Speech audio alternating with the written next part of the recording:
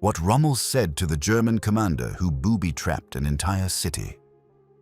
In the desperate months of 1944, as Allied armies pushed toward Germany, some commanders began preparing to destroy the cities they could no longer defend. Bridges were wired with explosives, power stations prepared for demolition, and entire districts marked for destruction if retreat became unavoidable. He hadn't just wired the bridges or the rail yards. Explosives had been placed beneath apartment blocks, along major streets, and even near shelters where civilians were hiding from the fighting. Thousands of civilians were still in their homes, sleeping in beds and walking streets that had already been turned into a massive, coordinated bomb. The city wasn't being defended, it was being prepared for an execution. When Erwin Rommel arrived and saw the wires running into the basement of a crowded apartment complex, he didn't call Berlin for clarification. He didn't look for a loophole in the regulations. He walked into the command post and asked a single question that would decide whether 10,000 people lived to see the morning.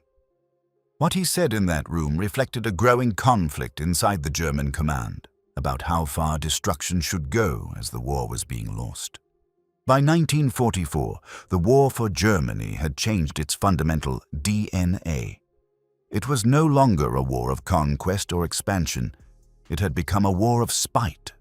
The German army was retreating on every front, and as they fell back, a new philosophy took hold in the bunkers of Berlin. If the 1,000-year Reich was to fall, it would take the world down with it.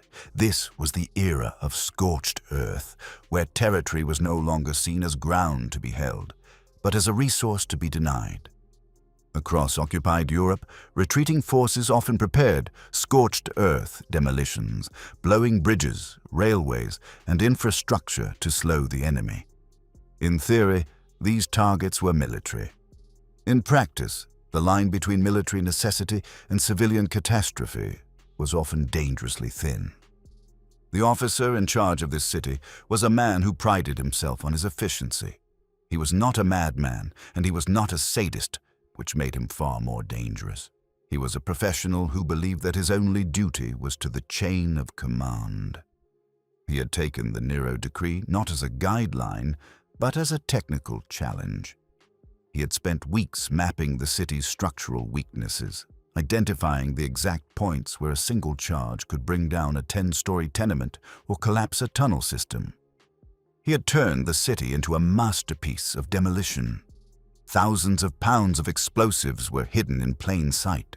They were tucked into the foundations of hospitals, wired into the supports of the central market, and buried beneath the cobblestones of the main square. To this commander, the civilians living in those buildings were no longer people. They were simply variables in a demolition equation. He viewed his work with the detached pride of an architect, waiting for the moment he could pull the lever and watch 1,000 years of history vanish in a cloud of dust. Rommel began to receive reports of the preparations while he was still miles away.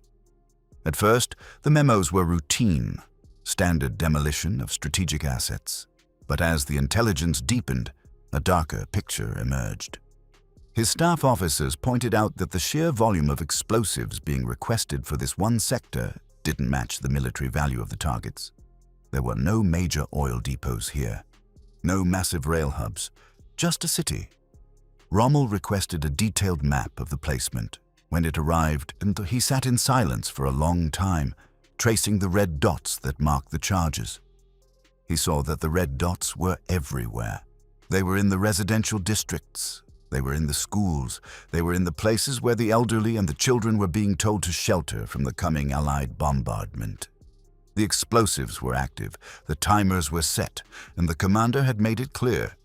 The moment Allied forces reached the outskirts, the demolitions would be triggered to deny the enemy shelter and infrastructure. Before we witness the confrontation in the command bunker, if you value these deep dives into the psychological turning points of history, consider subscribing to History Beyond Battle. We explore the decisions that shape the world's greatest conflicts, the moments where a single choice made in the heat of war changed the course of human history forever. Join us as we go beyond the maps and the numbers to find the men who stood at the center of the storm. The city was eerily quiet when Rommel arrived. It was the silence of a place that didn't know it was already dead. He walked into the requisitioned administrative building that served as the local headquarters. There was no fanfare. He brushed past the guards and entered the room where the commander sat surrounded by his maps and his detonators. The air in the room was thick with the smell of stale coffee and the hum of radio equipment.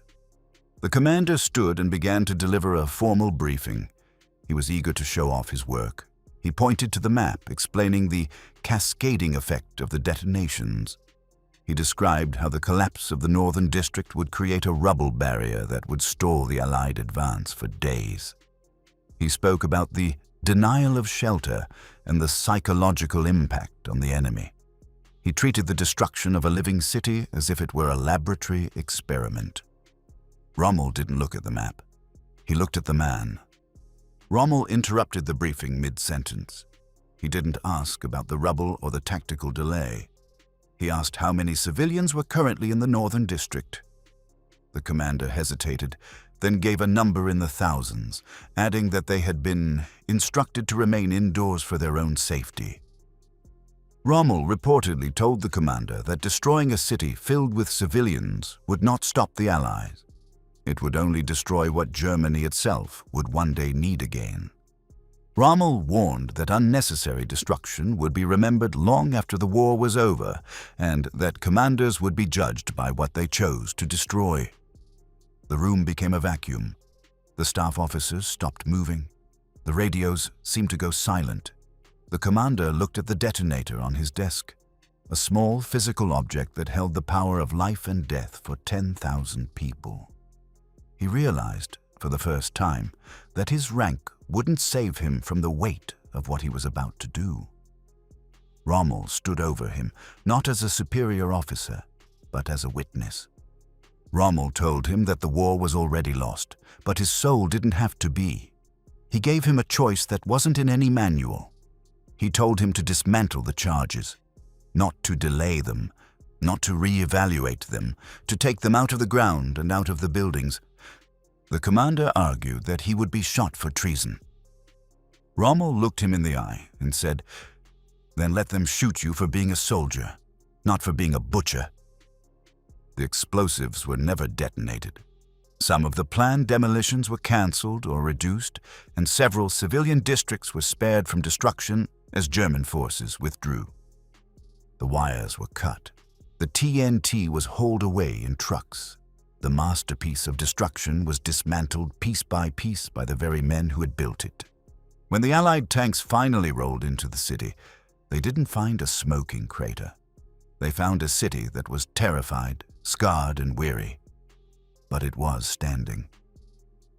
Rommel left the city before the first Allied scout arrived, so he didn't write a report about his defiance. He didn't seek credit for the lives saved. He simply moved on to the next collapsing front, leaving behind a city that would never know how close it had come to vanishing. Years later, the men who were in that room would struggle to explain what had happened. They had seen one of Germany's most famous generals argue that destroying civilian cities served no military purpose in a war that was already turning against them. They realized that Rommel's true greatness wasn't found in his tank maneuvers or his tactical brilliance. It was found in his refusal to let the chaos of war erase his humanity. He understood that in the final hour of a lost cause, the only thing a man truly owns is his conscience. He proved that responsibility cannot be delegated to a piece of paper or a distant leader. It lives in the hands of the man on the ground. Rommel's legacy isn't just a story of battles won or lost. It is a reminder that even in the darkest moments of history, there are lines that must not be crossed, and that a true commander's duty is to ensure that when the fighting stops, there is still a world worth living in. Follow us for more stories from the front lines of history.